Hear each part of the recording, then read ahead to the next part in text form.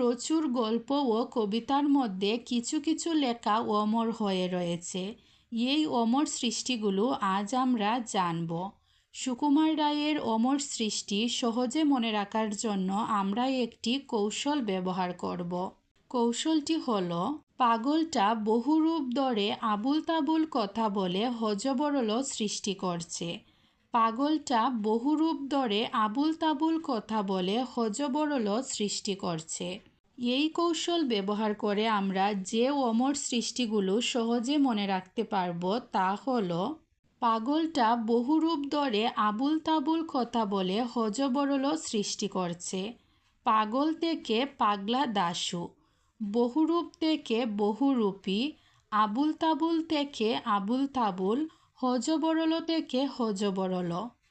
এই 4টি অমর সৃষ্টি ছাড়াও সুকুমার রায়ের আরও 2টি অমর সৃষ্টি রয়েছে। এই 2টি অমর সৃষ্টি হল কাই কাই, অবাক জলপান। তাহলে সুকুমার রায়ের অমর সৃষ্টিগুলো হল বহুরূপী, পাগলা দাশু, আবুল তাবুল, হযবরল, কাই কাই, অবাক জলপান।